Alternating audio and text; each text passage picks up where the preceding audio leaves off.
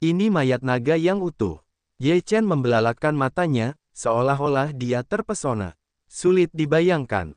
Di depannya, ada mayat naga yang belum membusuk.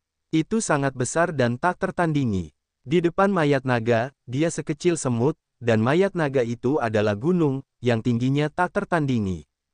Tubuh mayat naga itu sangat terawat dengan baik. Sisik naga biru bersinar dengan cahaya redup dalam kegelapan. Sepasang mata seperti lentera merah darah terbuka. Jika tidak, Ye Chen benar-benar curiga bahwa mayat naga ini masih hidup. Naga ini pasti sangat kuat sebelum dia hidup. Tubuhnya belum membusuk selama bertahun-tahun. Ye Chen mendesah dalam hatinya. Ye Chen membalikkan mayat naga itu. Mayat naga itu sangat besar. Panjangnya ratusan kaki dan tingginya puluhan kaki. Itu hanya sebuah bukit. Jika masih ada esensi darah di dalamnya, itu seperti obat peri.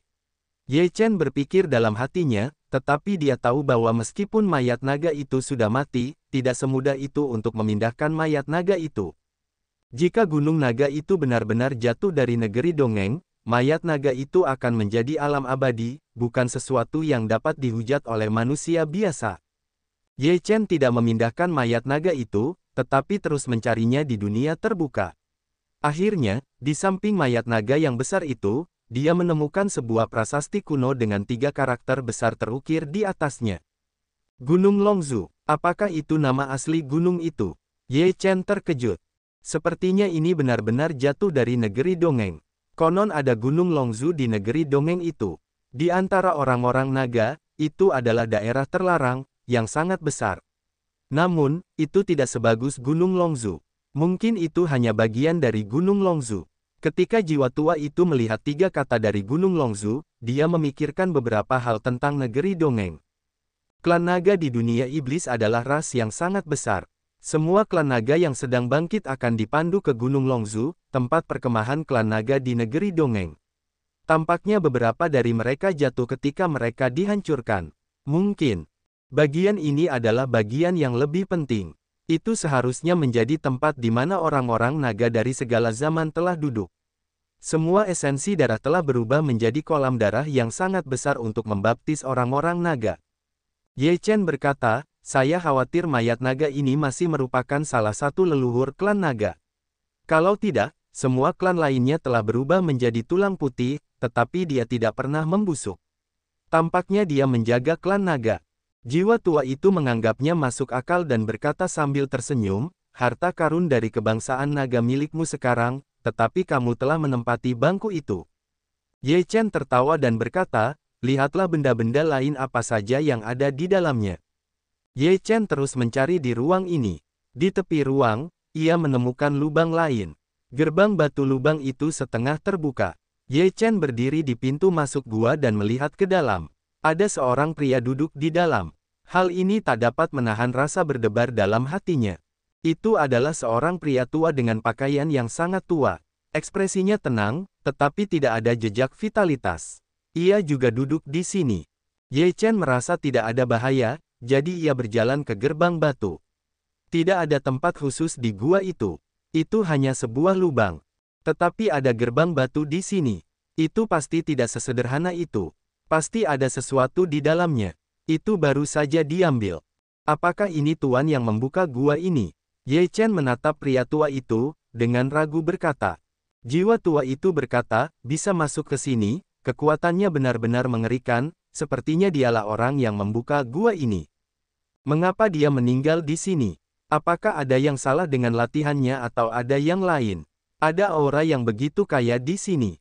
Jika dia berlatih di sini, dia pasti bisa terus meningkat selama tidak ada masalah.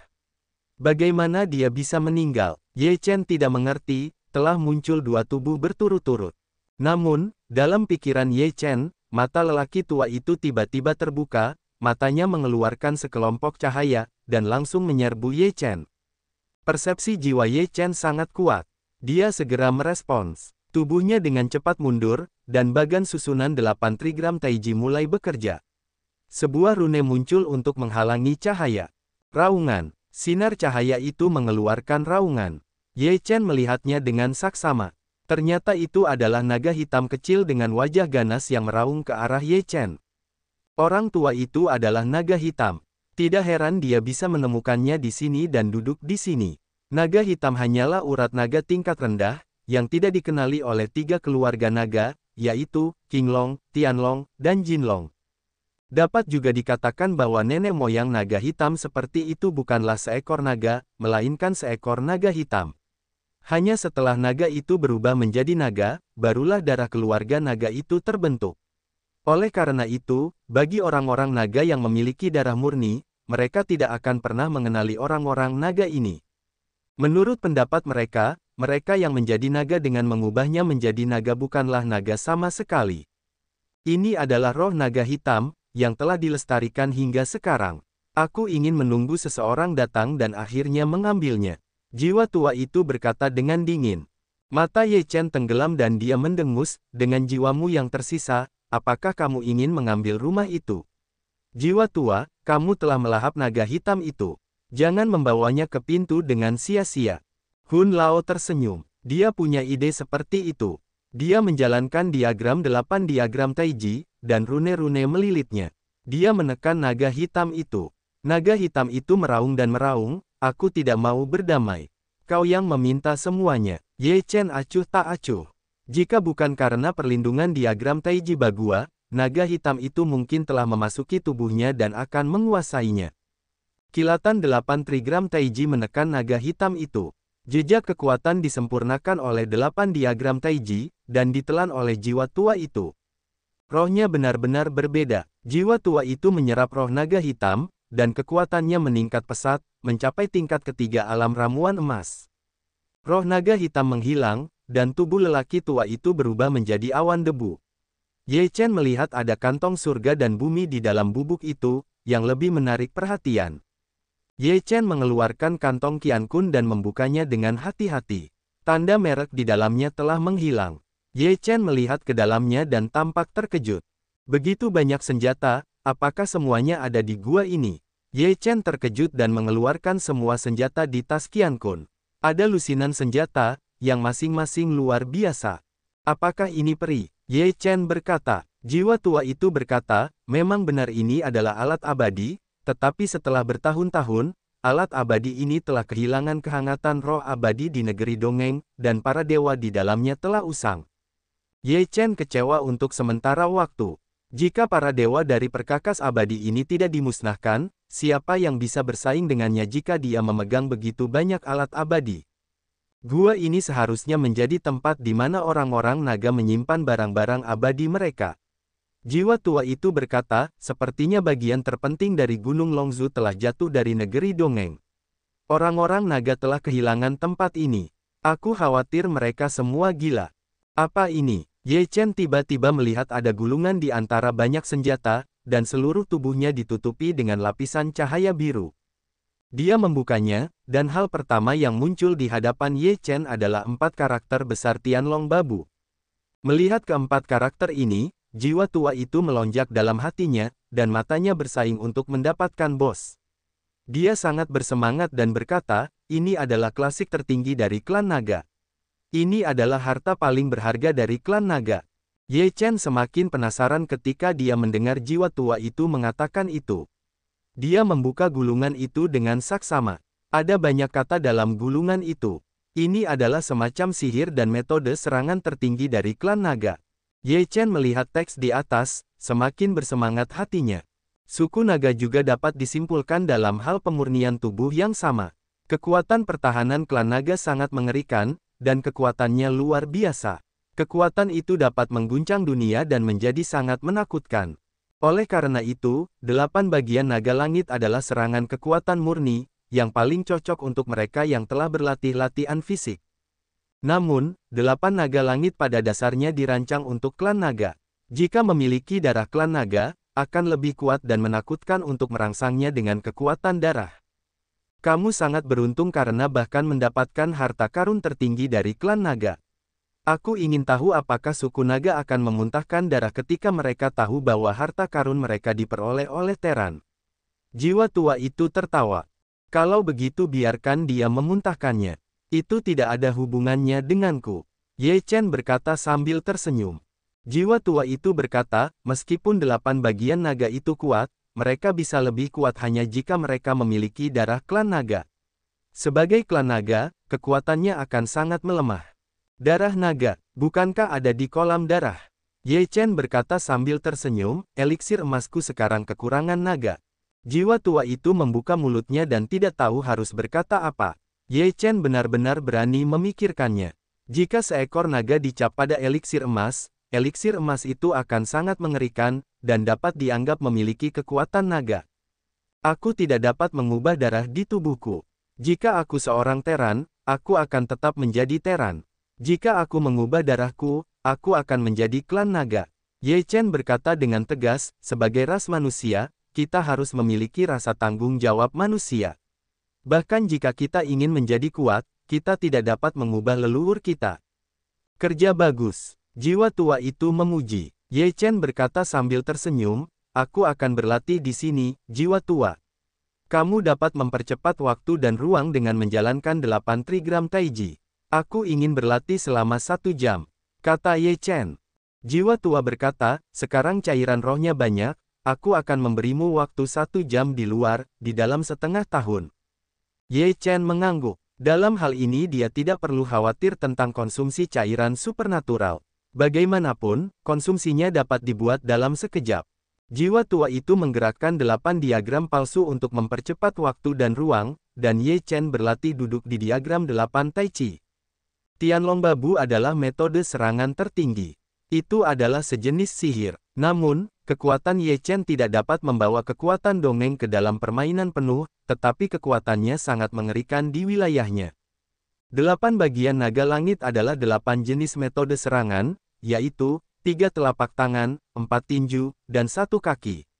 Ini adalah jenis serangan yang teratur, dengan semua telapak tangan dan kaki, dan beberapa kali serangan. Kekuatan setiap serangan tidak ada bandingannya, yang membuat lawan tidak dapat menangkis terus-menerus. Dalam serangan semacam itu, selama tubuh tidak kuat dalam pertahanan fisik, pasti akan menderita kerugian. Selain itu, dalam level pertempuran yang sama, hampir dapat menyapu bersih.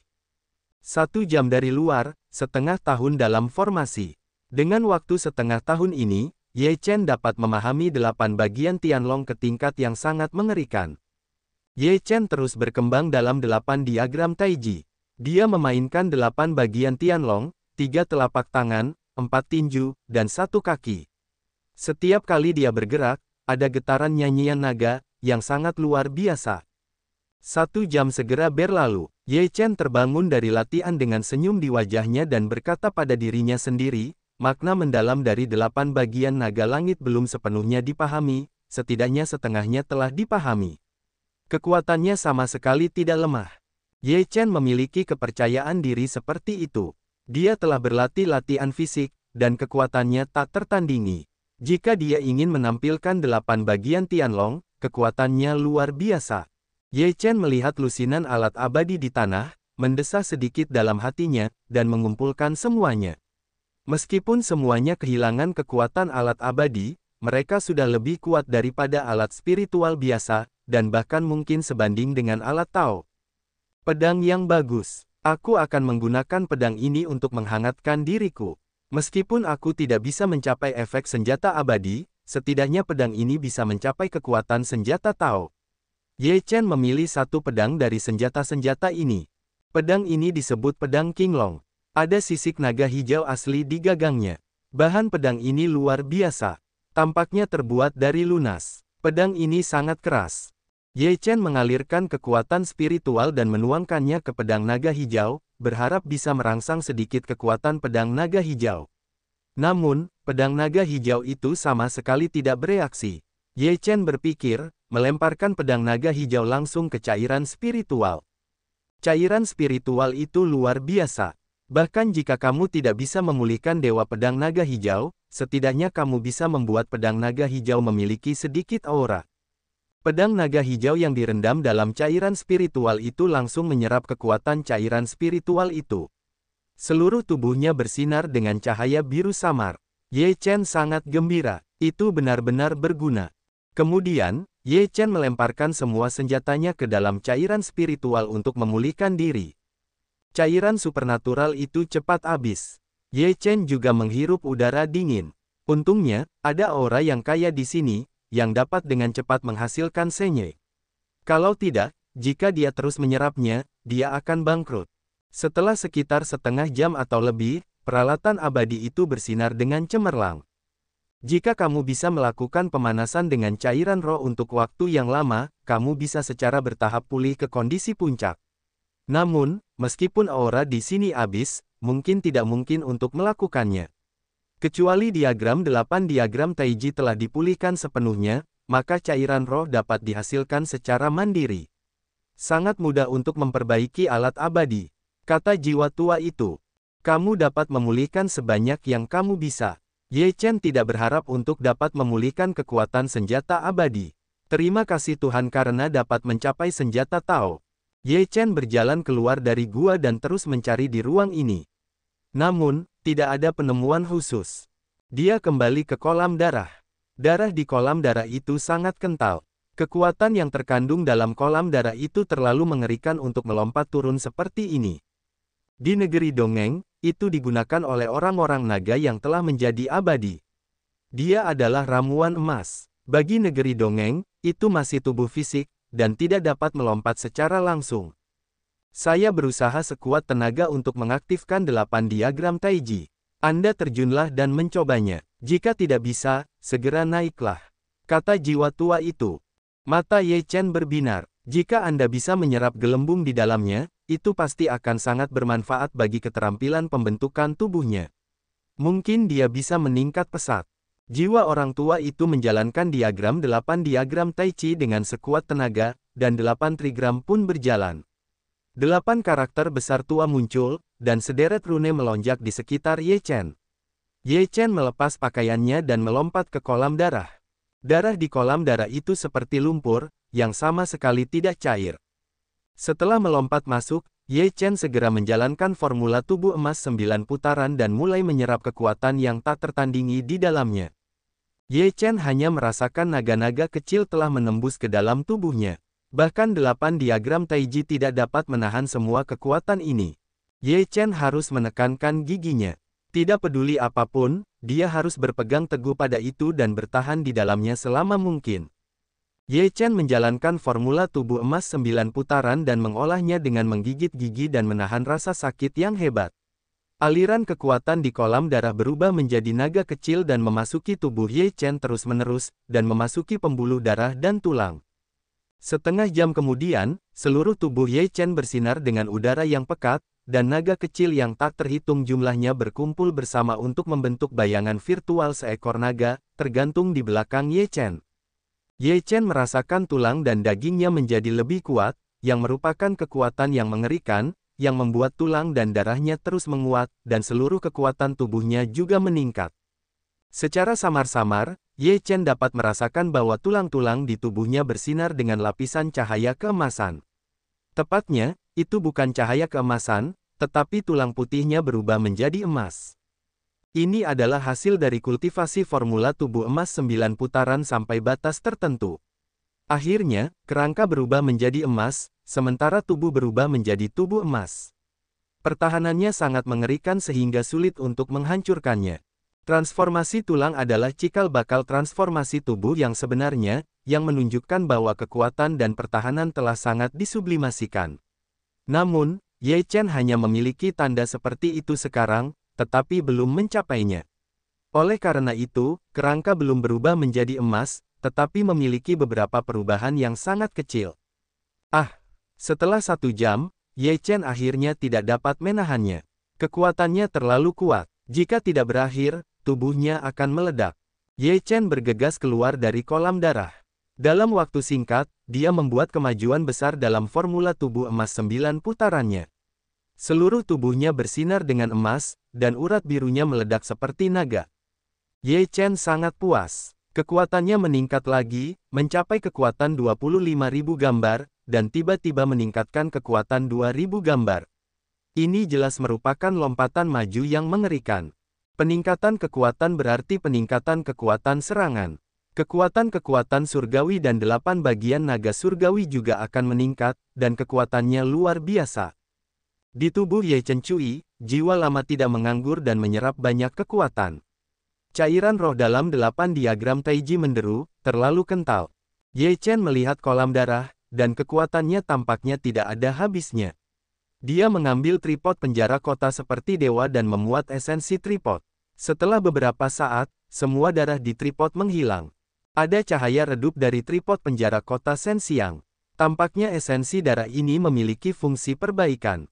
Ye Chen punya ide. Dia meletakkan semua peralatan abadi lainnya di kolam darah untuk kultivasi hangat. Peralatan abadi ini disempurnakan oleh orang-orang naga. Sekarang paling tepat untuk menghangatkannya di kolam darah ini. Selain itu, Ye Chen meletakkan panah awan yang menusuk, pedang roh yang memotong, pedang lembut, pedang bui dan senjata lainnya ke dalam kolam darah untuk pengerasan dan penguatan. Semua senjata ini adalah senjata spiritual. Jika mereka telah ditempa dan diperkuat, mereka akan sangat kuat. Meskipun saya tidak membutuhkannya, akan lebih baik jika kerabat dan teman saya menggunakannya. Ye Chen tidak pergi ke kolam darah dan berkata pada dirinya sendiri, sekarang, saya ingin mencap 2 naga pada ramuan emas. Sambil memperkuat ramuan emas, saya dapat meningkatkan kekuatan 8 bagian naga langit. Ketika Ye Chen memadamkan tubuhnya, Ye Chen telah membentuk 2 naga di ladang ramuannya sendiri. Kedua naga ini sedang berenang. Ye Chen meletakkan ramuan emas di diagram 8 diagram Taiji, dan mulai menyatukan kedua naga dengan ramuan emasnya. 8 karakter besar pada ramuan emas ditemukan, dan 16 pedang Qi juga terungkap. 3 dewa berlari kencang untuk membentuk susunan 8 trigram. Namun, susunan 8 trigram belum lengkap sekarang, dan ada 2 ikan yin dan yang hilang. Ye Chen bermaksud menggunakan 2 naga kecil ini untuk melengkapi susunan 8 trigram dan mengubahnya menjadi 2 ikan yin yang dalam susunan 8 trigram. 2 naga kecil itu membentuk potensi 2 naga yang bermain dengan mutiara, dan secara bertahap bergabung dengan ramuan emas. Ramuan emas bersinar di mana-mana. 2 naga kecil itu dicap di atasnya dan saling melingkari, membentuk bentuk 2 ikan yin yang. Sekarang, ada diagram 8 diagram lengkap pada ramuan emas Ye Chen. Setelah munculnya ikan yin yang, Ye Chen dapat merasakan bahwa kekuatan 8 diagram telah sangat ditingkatkan, yang sangat luar biasa. Ini adalah jurus pamungkasku. Ye Chen memuntahkan napas, memindahkan ramuan emas ke pikirannya, dan kemudian melihat ke kolam darah. Di kolam darah, puluhan senjata terus-menerus menyerap kekuatan di dalamnya, dan setiap bagian memancarkan semburan cahaya yang menyilaukan, seperti orang yang sangat lapar dan serakah. Jika aku bisa berlatih di sini untuk waktu yang lama, aku pasti akan bisa melangkah ke alam Yuanying dan menjadi orang yang sangat kuat di daratan utama. Ye Chen berkata pada dirinya sendiri. Itu bisa digunakan sebagai tempat pelatihan untukmu, tetapi itu harus disembunyikan. Jika terdeteksi, itu akan membuat banyak orang menjadi gila. Kata jiwa tua itu. Ye Chen mengangguk, dan dia tinggal di sini selama 1 hari lagi. Diagram 8 diagram Taiji juga mempercepat waktu dan ruang, yang membuat Ye Chen berlatih dalam diagram selama 3 tahun. Ini terobosan, Ye Chen berkata pada dirinya sendiri. Setelah berlatih dalam 8 diagram Tai Chi selama 3 tahun, dia telah menekan napasnya. Akhirnya, dia tidak bisa menahannya. Dia langsung melepaskan napas dan membiarkannya meledak. Ye Chen menerobos ke lantai 2 alam ramuan emas, menghembuskan napas, dan berkata pelan, sekarang dengan kekuatanku, seharusnya tidak ada masalah dalam menghadapi lantai 3 atau bahkan 4 ramuan emas. Kali ini, kamu memiliki sedikit kepercayaan diri, kata jiwa tua itu. Ye Chen mengangguk dan melihat ke kolam darah. Senjata-senjata di kolam darah masih diserap dengan rakus. Ye Chen meraihnya. Dia merasa bahwa pedang pemotong roh, pedang lembut, dan anak panah penembus awan telah menjadi jauh lebih kuat. Mereka tampaknya berubah menjadi hal-hal aneh. Di antara senjata-senjata roh, mereka benar-benar kuat. Aku tidak tahu berapa banyak kekuatan yang telah dipulihkan ke kuali penjara kota Sensiang. Ye Chen melihat ke arah kuali penjara kota Gajah Dewa. Dia tidak dapat mendeteksi kekuatan itu. Dia baru dapat mengerti ketika dia bertemu dengan klan hantu. Akhirnya, Ye Chen mengayunkan pedang naga hijau, yang bersinar terang. Di bawah kultivasi yang hangat ini, kekuatannya banyak dipulihkan. Meskipun tidak dapat dibandingkan dengan alat Tao, itu juga merupakan senjata spiritual tingkat tinggi. Ye Chen melihat ke kolam darah, di mana esensi darahnya sangat kental dan tak ada habisnya. Ye Chen mencoba mengumpulkannya dengan kantong surga dan bumi dewa. Setelah kekuatan Ye Chen meningkat, hanya ada beberapa ruang persegi di kantong surga dan bumi dewa. Sekarang telah menjadi jauh lebih besar, setidaknya seiring berjalannya waktu. Mulut kantong surga dan bumi dewa diarahkan ke kolam darah. Hati Ye Chen tergerak, dan aliran esensi darah berjuang di kantong surga dan bumi dewa. Kantong surga dan bumi dewa mengumpulkan hampir 2 atau 3 sisi esensi darah, tidak dapat dihisap. Cukup, Ye Chen sangat puas. Esensi darah sudah cukup baginya untuk berlatih sekarang. Ye Chen melihat ke ruang, dan tidak ada yang tersisa untuk diambil. Dia kembali ke gua di jalan semula, menuju jalan masuk ke gua. Ketika Ye Chen kembali ke gua, Gu Jiao dan Yao Xi sangat terkejut melihat napas Ye Chen naik lagi.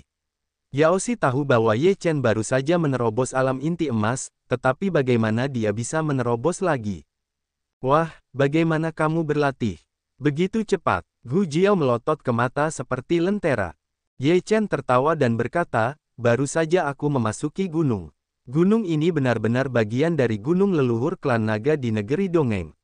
Bagian ini juga merupakan tempat di mana tulang-tulang orang naga dari segala zaman dikuburkan. Bagaimana kamu bisa masuk? Gu Jiao ketakutan dan menatap Ye Chen Dao.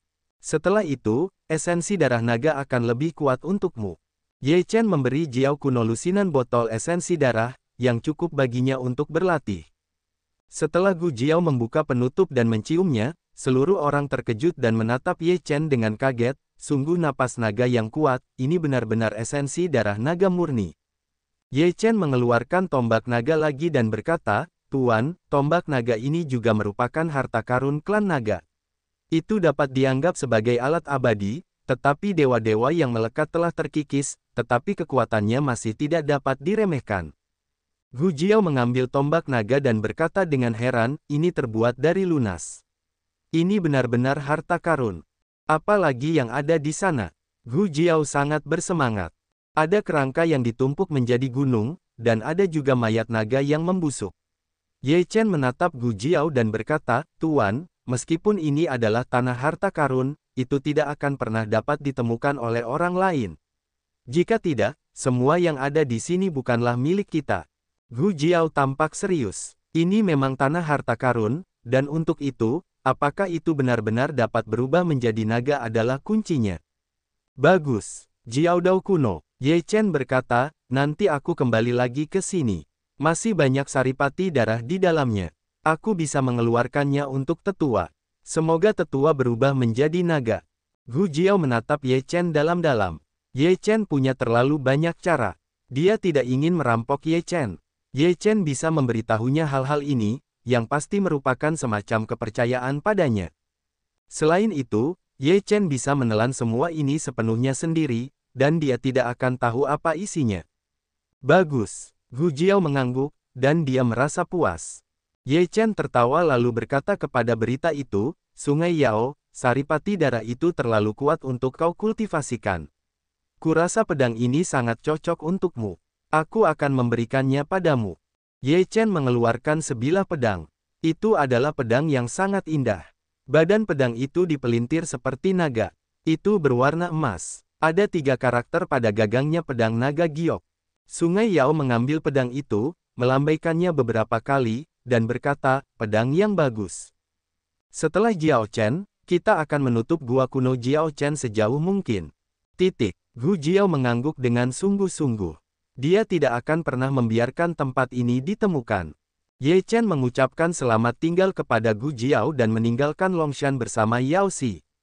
Yao Xi, ada beberapa cairan spiritual kultivasi di sini. Kamu bisa mengambilnya. Aku akan melindungi dharmamu. Kamu bisa meningkatkan kekuatanmu. Setelah meninggalkan Longshan sejauh ribuan mil, Ye Chen berkata. Yao Xi membuka tutup botol, dan napas yang kuat datang. Yao Xi tercengang. Itu lebih kuat daripada cairan roh biasa. Bahkan di Istana Salju, tidak ada yang seperti itu. Ye Chen adalah pelindung Dharma Yao Xi. Yao Xi mulai berlatih duduk di puncak gunung. Ye Chen memberi Yao Xi banyak cairan supernatural. Bahkan jika dia tidak dapat meningkatkan alam, dia setidaknya dapat mengolah 3 tingkat alam jin dan hingga sempurna. Setelah 3 jam, Yao Xi berhenti dan tidak berhasil menembus. Ye Chen merasa bahwa napas Yao Xi sangat tidak stabil. Itu dapat ditembus dengan jelas, tetapi ditekan oleh Yao Xi. "Kemana kamu pergi sekarang?" Yao Xi bertanya. Ye Chen tersenyum dan berkata, "Pergilah ke Sekte Zixia, aku ingin bertemu seseorang dan melakukan hal yang sangat penting." Sekte Zixia, puncak-puncak yang menjulang tinggi, dikelilingi oleh awan, uap ungu yang keluar, tempat yang bagus untuk membudidayakan makhluk abadi. Ye Chen dan Yao Xi datang ke Sekte Zixia. Ye Chen mengepalkan tangannya dan berkata, "Ye Chen datang berkunjung." Suara Ye Chen bergema di Sekte Zixia. Banyak murid Sekte Zixia telah mendengar suara Ye Chen. Pada saat ini, di Aula Zixia, aula utama Sekte Zixia, hati Liu Tiandao bergetar, sungguh kekuatan yang luar biasa. Pagi, di sebuah halaman, Liu Piaoyue, yang sedang berlatih, membuka matanya dan tampak terkejut. Pada saat ini, salju yang tertiup angin muncul di luar gunung Zixiazong. Dia menatap Ye Chen. Napas yang dikeluarkan Ye Chen membuatnya merasa terkejut di dalam hatinya, dia bahkan menembus keadaan inti emas. "Pagi, kamu di sini." Liu Piaoyue datang ke gerbang gunung untuk pertama kalinya. Ketika dia melihat Ye Chen, dia memiliki senyum bahagia di wajahnya. Ye Chen juga tertawa, di dalam hatinya ada rasa bahagia yang tidak bisa diungkapkan. Melihat senyum Liu Piaoxue dan Ye Chen, Yao Xi merasakan kehilangan di dalam hatinya, tetapi ekspresinya sulit diamati di balik tabir. "Flying Snow, ini adalah Sungai Yao." Di hadapan Zixiazong, Ye Chen memperkenalkan, "Yao Xi, ini adalah Flying Snow, putri dari Master Sekte Zixia." Dengan senyum di wajahnya, Liu Piaoxue mengangguk ke Yao Xi. Temperamen Yao Xi membuat Liu merasa malu. Dia tampak seperti peri 9 hari, yang tidak dapat dibandingkan. Yao Xi juga mengangguk sedikit dan tidak berbicara. Liu Piaoxue dan Ye Chen datang ke aula utama Aula Zixia. Liu Tiandao berada di Aula Zixia. Ye Chen memberi hormat dengan tinjunya dan berkata, "Saya telah bertemu dengan Tuan Liu." Liu Tiandao memiliki tatapan tajam. Setelah melihat Ye Chen, dia melihat Yao Xi lagi.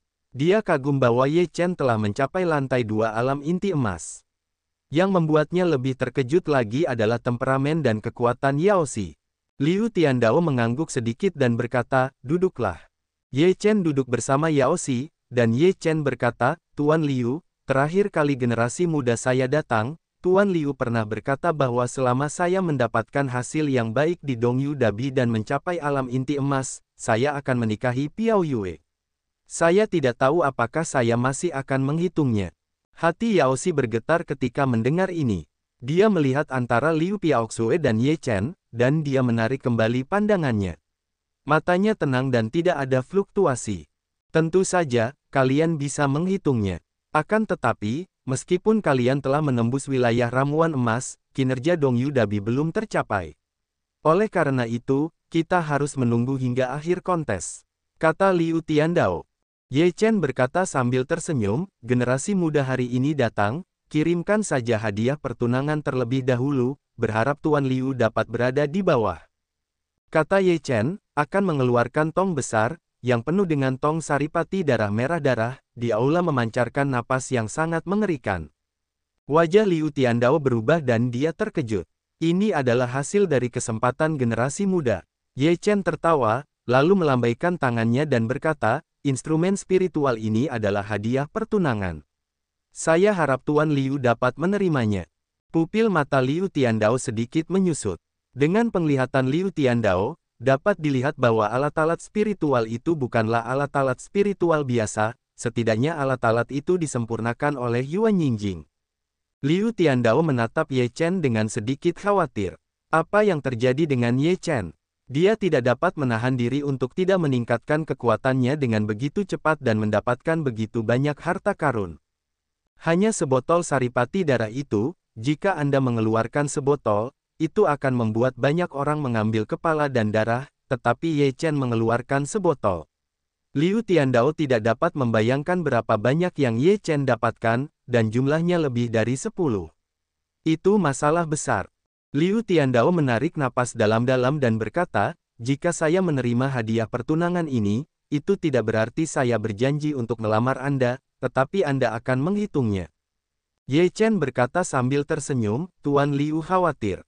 Karena saya telah berjanji untuk menikahi Piao Xue hanya setelah saya mencapai prestasi di Dongyu Dabi, saya secara alami akan menepati janji saya.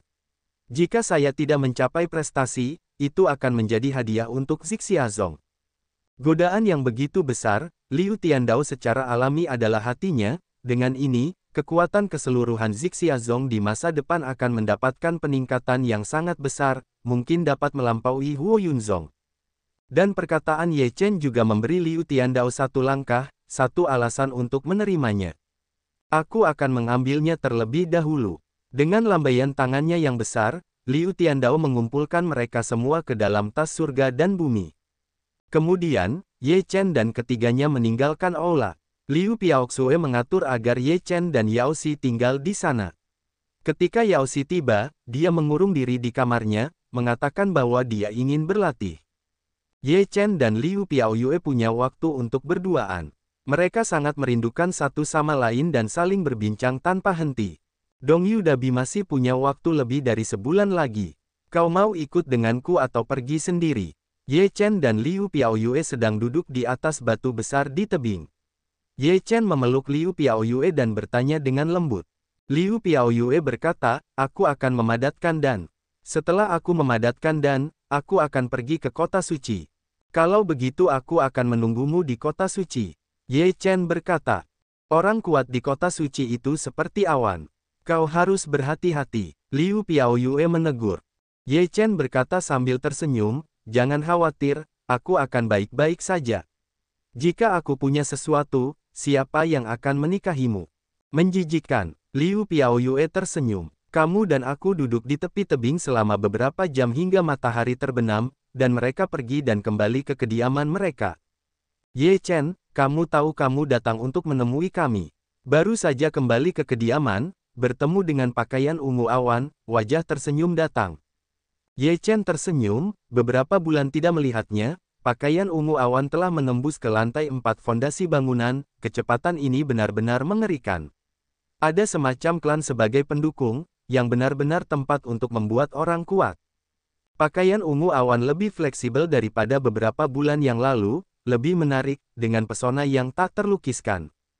Apakah kamu masih terbiasa tinggal di Zixia? Ye Chen berkata sambil tersenyum. Aku pikir akan lebih baik jika ada saudari Piaoyue bersamaku. Yun Zi menatap Ye Chen dengan senyum menawan. Ye Chen berkata, itu bagus. Apakah kamu pernah kembali ke Xiu Cheng selama periode ini? Yun Zi menggelengkan kepalanya dan berkata, tidak, jangan kembali, tunggu aku memiliki kekuatan yang lebih kuat untuk kembali. Ye Chen tersenyum, lalu pergi ke gerbang luar untuk mencari Ye Wen, Ye Xi dan saudara laki-laki dan perempuan Ye Tian, ditemani oleh Liu Piaoxue dan Yun Zi. Kakak kedua. Ketika Ye Xi melihat Ye Chen, mereka semua merasa ramah. Ye Chen merasakan napas mereka, mengangguk sedikit, dan berkata, mereka telah mencapai tingkat ke-8 dari kondisi pelatihan Qi. Sangat bagus. Fondasinya telah dibangun dengan sukses dalam waktu setengah tahun. Kakek, mereka semua sangat bagus. Jangan khawatir tentang itu. Kakak kedua, kami akan berusaha sebaik mungkin. Penyihir kecil itu tidak lagi nakal sekarang. Kecepatan kultivasinya telah meningkat pesat. Dia telah mencapai tingkat ke-9 dari kondisi pelatihan Qi. Ye Chen mengusap kepalanya dan berkata sambil tersenyum, Wen-Wen kecil kita telah tumbuh dewasa. Aku telah tumbuh dewasa sejak lama. Ye Wen memiringkan kepalanya. Ye Chen tertawa dan merasa sangat hangat ketika dia melihat kerabatnya. Dia berlatih keras untuk melindungi keluarganya dan membuat keluarganya bahagia di bawah perlindungannya. Ada beberapa cairan roh dan esensi darah di sini. Kamu harus berlatih dengan baik. Ye Chen memberi semua orang beberapa sumber daya pelatihan, yang merupakan yang terbaik, bahkan Sekte Zixia tidak memilikinya.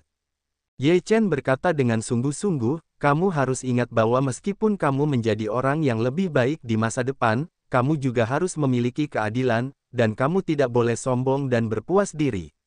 Di dunia ini, ada banyak orang yang lebih kuat darimu, dan kamu tidak memiliki modal kesombongan.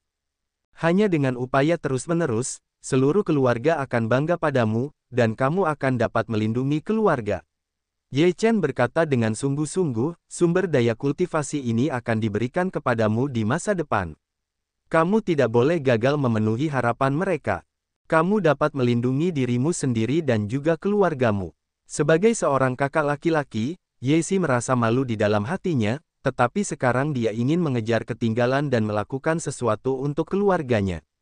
Kakak laki-laki, kamu adalah seorang saudara laki-laki. Semuanya terserah padamu. Ye Chen menatap Ye Xi dalam-dalam.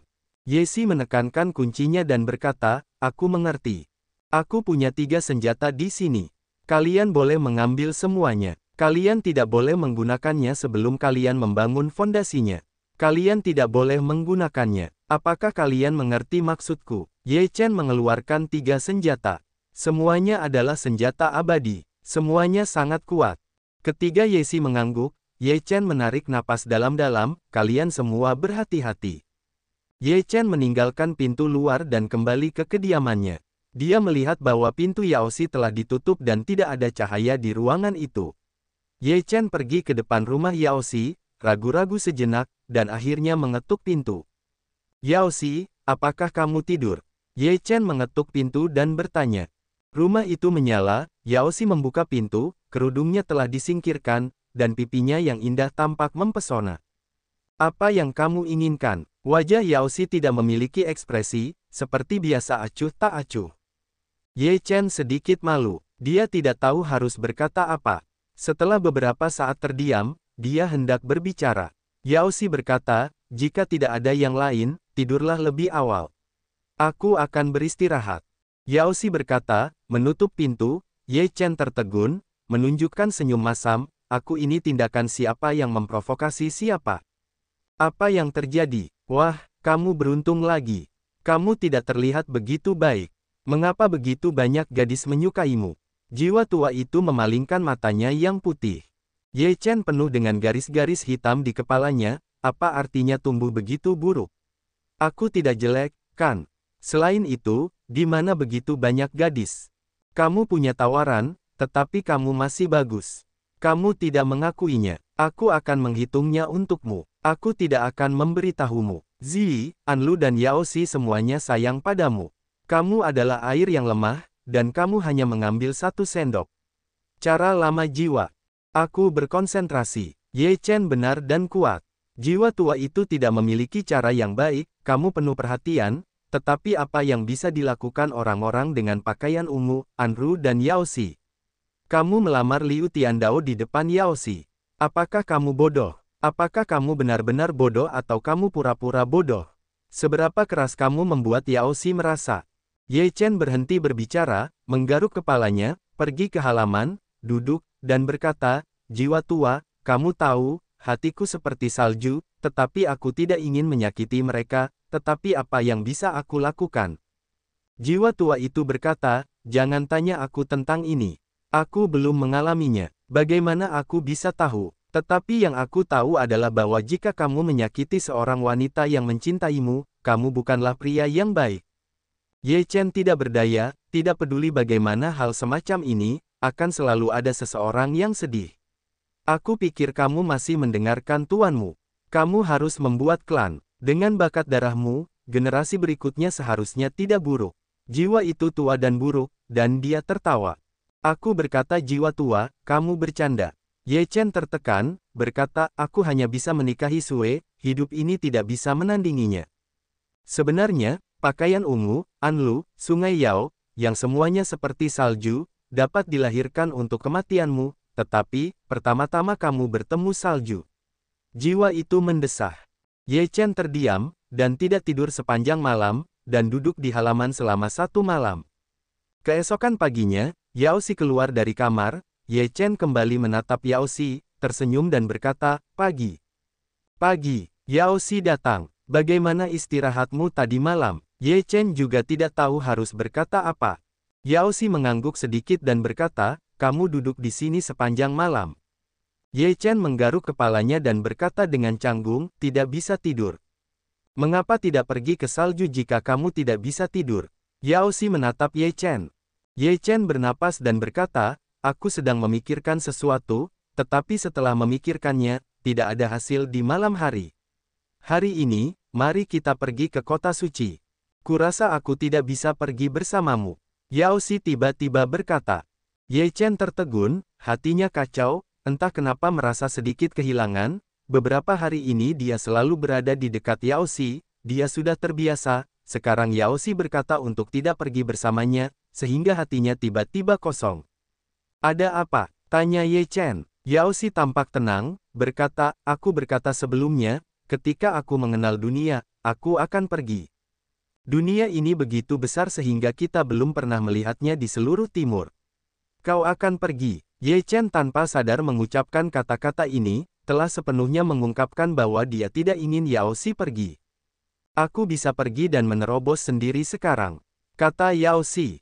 Ye Chen terdiam, dan jiwa tua itu mendesah dalam Taiji Bagua, berkata, lihat, kau telah menyakiti Yao Xi sekarang.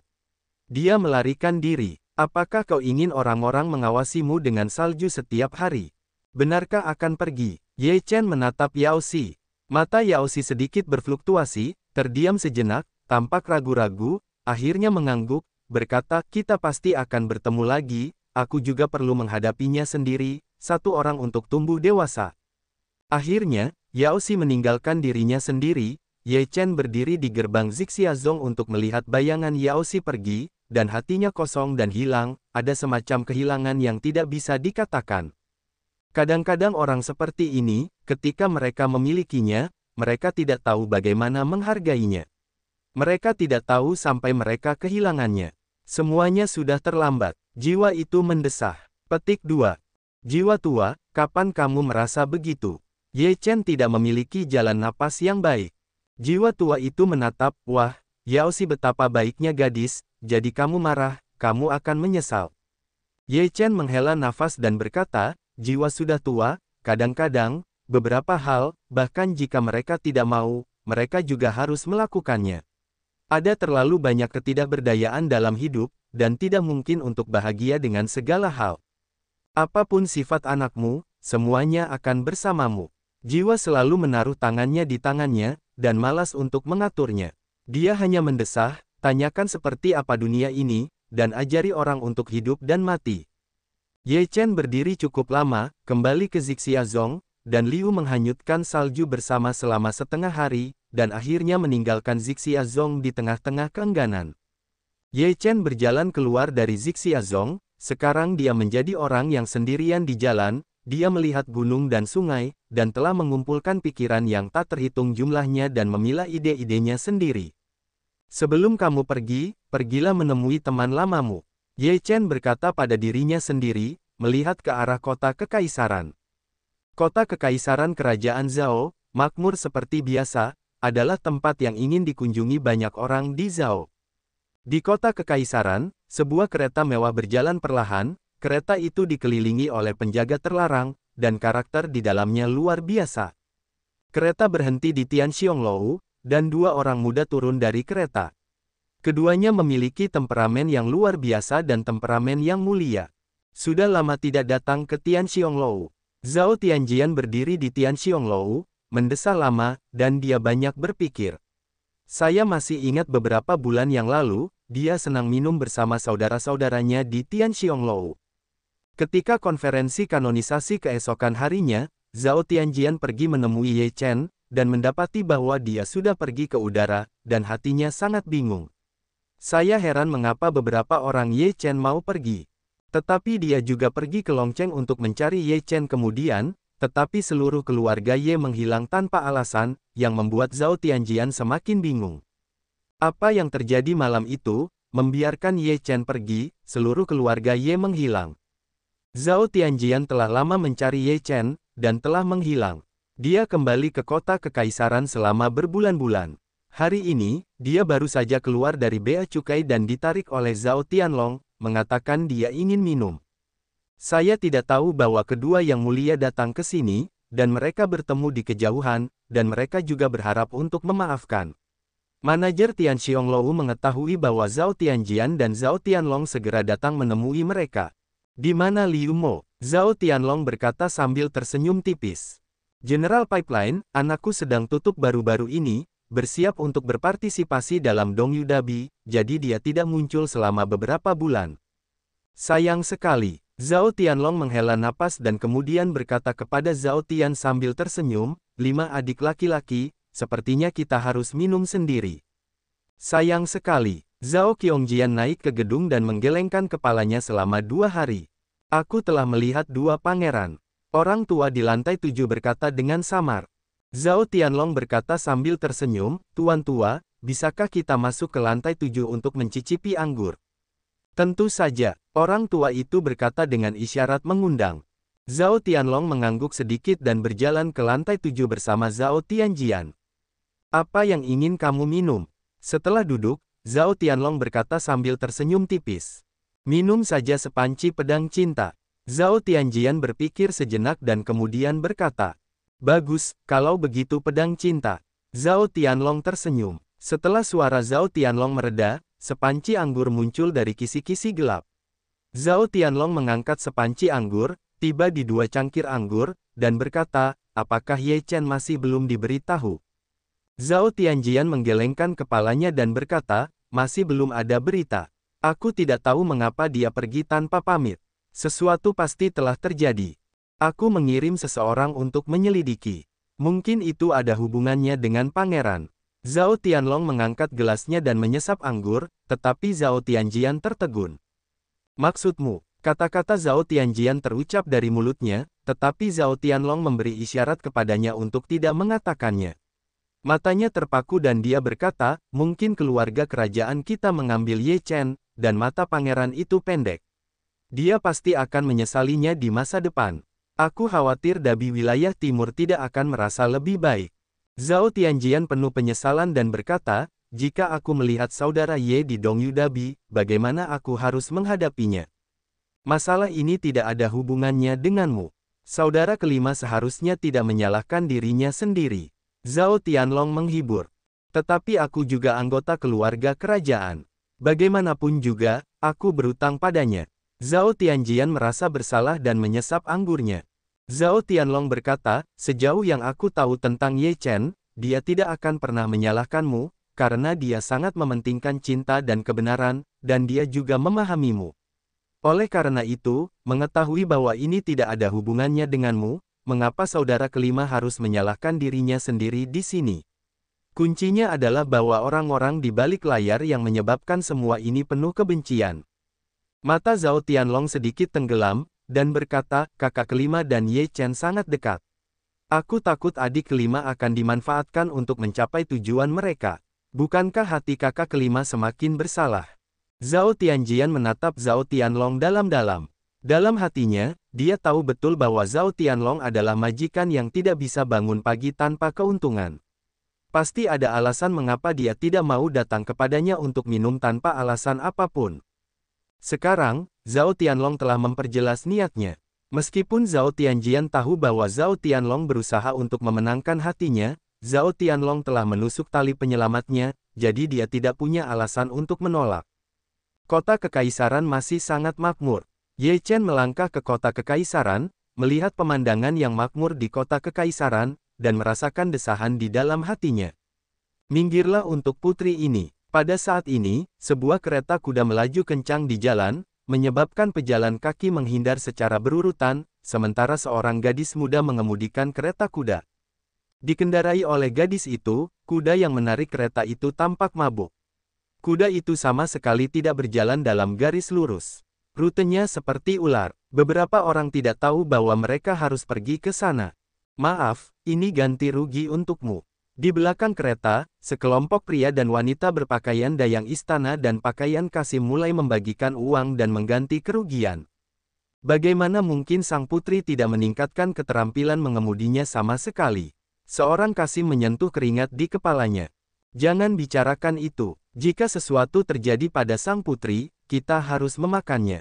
Seorang pelayan yang sedang menunggu menyusul. Minggir, gadis ini bukan siapa-siapa, atau putri Zhao Wumeng. Tidak seorang pun tahu mengapa. Zhao Wumeng suka mengendarai kereta. Sesekali, dia harus keluar untuk menyelinap. Seluruh jalan akan menderita, tetapi dia tidak sia-sia takut.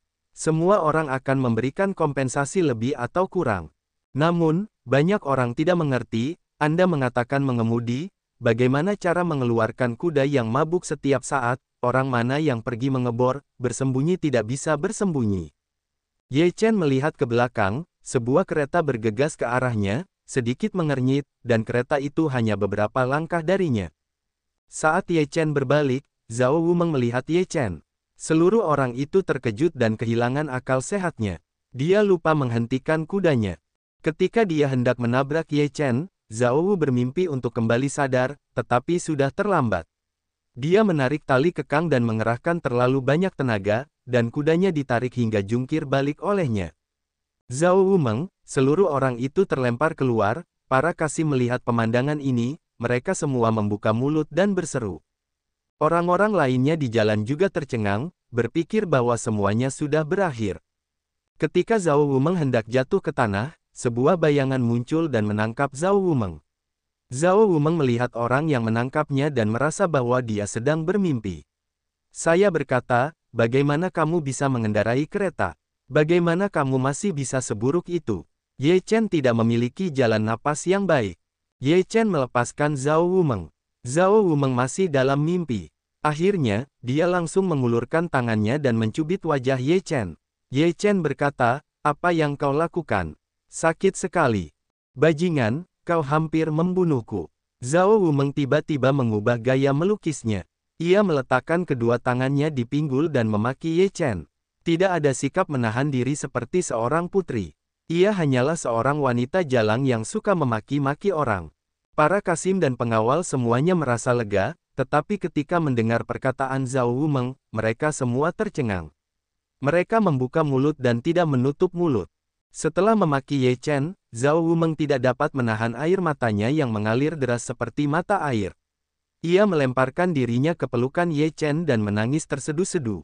Ye Chen tercengang, menggaruk kepalanya, dan berkata, apakah menjadi orang bodoh itu menakutkan? Sudah berakhir, masih ada gadis bodoh dan orang miskin di dunia ini. Jiwa tua itu menggelengkan kepalanya. Ye Chen tidak memiliki jalan napas yang baik, jiwa tua, bisakah kau berhenti menambahkan bahan bakar ke dalam api? Orang lain juga melihat pemandangan ini dengan heran, ini yang terjadi.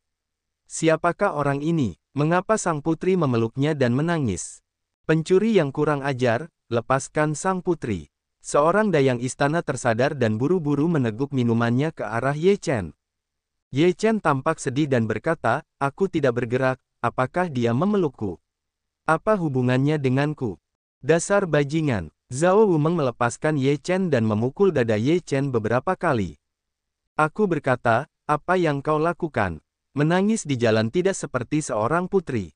Ye Chen benar-benar membuat pusing. Dia menggendong Zhao Wumeng, memasukkannya ke dalam kereta, lalu mengemudikan mobilnya. Zhao Wumeng tidak menangis. Dia mendengus dan berkata, bajingan, kemana saja kau? Tiba-tiba, dunia ini menguap. Apakah kau pergi mencariku? Ye Chen menoleh ke belakang dan berkata sambil tersenyum. Zhao Wumeng bersenandung, aku tidak mencarimu. Kakakku telah mencarimu selama sebulan, tetapi dia tidak melihat bayanganmu. Dia berkata bahwa seluruh keluargamu telah pergi. Ketika Ye Chen mendengar ini, hatinya terasa hangat, dan senyum muncul di sudut mulutnya. Dia berkata, bagaimana kabar saudaramu? Mengapa kamu tidak bertanya padaku? Zhao Wumeng bersenandung. Menurutku kamu baik-baik saja. Kamu punya waktu untuk bermain-main di jalan, kata Ye Chen. Zhao Wumeng memarahi, kamu bajingan. Bicaralah, kataku, mengapa kamu masih begitu buruk dalam mengemudi? Apakah kamu punya otak? Apakah kamu memberi kuda minum? Ini jalan zigzag, kata Ye Chen. Petik 2. Itu bukan urusanmu. Wajah Zhao Wumeng memerah, dan dia berkata, brengsek, bagaimana kamu bisa datang ke kota kekaisaran sekarang? Tentu saja ikut. Ye Chen tertawa dan berkata, lagi pula, aku tidak datang untuk menemuimu. Wajah Zhao Wumeng berubah, lalu dia bersenandung, aku tidak ingin kamu melihatnya. Apa yang kau lihat? Aku menangis. Bajingan, aku punya nama. Dasar brengsek, ... Baiklah, istana sudah di sini. Kembalilah sendiri. Dua orang saling memarahi dan tiba di gerbang istana. Ye Chen melompat keluar dari kereta dan berbalik untuk pergi. Zhao Wumeng melompat turun dari kereta dan menyusul Ye Chen dan berkata, "Bajingan, kemana kau pergi?" "Kau pulang. Tentu saja aku akan melakukan urusanku," kata Ye Chen ringan. "Kau tidak boleh pergi kemanapun. Pergi ke istana bersamaku dan mengobrol denganku dulu." "Tidak, benarkah tidak?" "Tidak juga." "Baiklah, aku akan pergi kemanapun kau pergi." Zhao Wumeng mendengus dan berkata dengan senyum bangga. Ye Chen menggigit giginya, berkata, "Kau kejam. Mau kemana?" Zhao Wumeng mengikuti Ye Chen dan bertanya sambil tersenyum. "Ke Tianxiong. Ye Chen sakit kepala. Bagaimana mungkin kota kekaisaran menemukan permen seperti itu yang tidak bisa dia buang? Tianxiong. Ye Chen menatap tanda Tianxiong. Pikirannya penuh dengan kenangan. Dulu saudara-saudara mereka minum dan bersenang-senang di sini, tetapi sekarang tampaknya mustahil. Ye Chen melihat kereta di luar menara Tianxiong. Itu sangat mewah. Ada beberapa penjaga yang berdiri di sekitar kereta. Ye Chen sedikit mengernyit. Zhao Wumeng melihat kereta itu dan berkata, "Bukankah ini mobil saudara ketigaku?" Zhao Tianlong. Hati Ye Chen mencelos, apakah dia ada di sini? Zhao Wumeng pergi ke kereta di sampingnya tanpa mimpi. Pasukan terlarang melihat Zhao Wumeng. "Ini pangeran ketigaku." Zhao Wumeng bertanya. "Kembali ke putri, ada juga pangeran kelima." Seorang pemimpin pasukan terlarang berkata. "Apakah saudaraku ada di sini?" Zhao Wumeng Satusi, buru-buru berlari ke Ye Chen di depan, berkata, "Cepat masuk, kakak kaisarku juga ada di dalam." Ye Chen sedikit bergerak, Zhao Wumeng ditarik ke menara Tianxiong, dan kemudian langsung ke lantai 7. "Aku sudah bertemu dengan para pendahuluku." Ye Chen melihat lelaki tua dari keluarga Liu dan segera memberi hormat. Lelaki tua dari keluarga Liu membuka matanya dan menatap Ye Chen dengan sedikit keterkejutan di matanya. Kemudian dia tersenyum tipis dan berkata, "Aku sudah lama tidak bertemu denganmu. Aku sangat malu dengan prestasi teman kecilku."